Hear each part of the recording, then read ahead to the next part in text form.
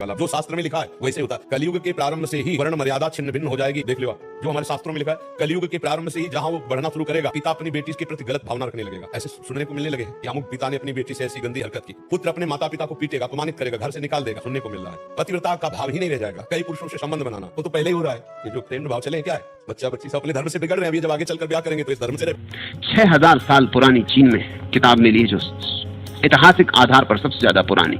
उसमें जो भूमिका है वो तुम पढ़ोगे तो चकित हो जाओगे। भूमिका ऐसी लगती जैसे आज के सुबह के अखबार में निकली हो। भूमिका को शब्द अगर सुनोगे तो तुम मान ही ना सकोगे कि 6000 साल पुराने। भूमिका में लिखा है कि बेटे अपने माँ बाप का आदर नहीं करते। ये कैसा दुखद युग आ गया है। शिष्य गुरु की नहीं मानते। ये किन पापों का फल मनुष्य भोग रहा है। स्त्रियां सती नहीं रही, व्यभिचार फैला है, अनाचार है, झूठ है, रुश्वतखोरी है, ये सारी बातें। तो ऐसा लगता है कि दिल्ली का कोई अखबार आज ही सुबह छपा हो। राजा भी भरोसे योग्य नहीं रहा तो प्रजा का क्या होगा। ये 6000 साल पुरानी किताब। आदमी वैसा का वैसा है। तुम्हें भ्रांति इसलिए पैदा होती है कि तुम सोचते हो कि वैसा कैसे है। आज का आदमी कार चाहता है।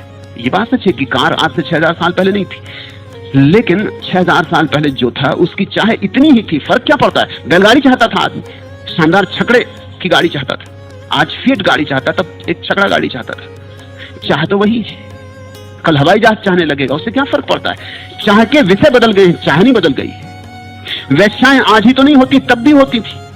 और जमीन पर ही नहीं होती, स्वर्ग में भी होती। उनको तुम अप्सराएं कहते हो। वैश्याएं आज ही तो नहीं होती, तब भी होती थी।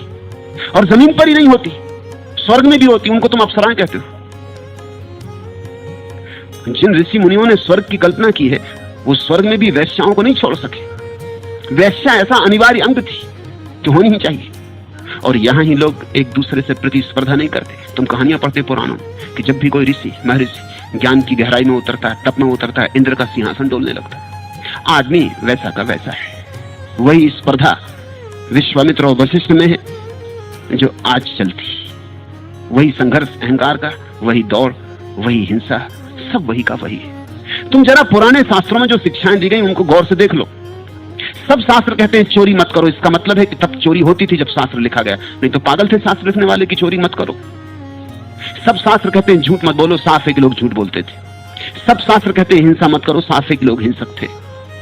सब शास्त्र कहते हैं व्यभिचार मत करो, साफ है कि लोग व्यभिचारी थे। और क्या साफ होगा। जो लोग करते हैं उसी को तो रोकने के लिए शास्त्र सूचना देता है। अगर लोग व्यभिचारी थे ही नहीं, लोग चोर थे ही नहीं, झूठ बोलते ही नहीं थे, तो ये शास्त्र लिखने वालों का दिमाग खराब था। ये पागलों ने लिखे होंगे।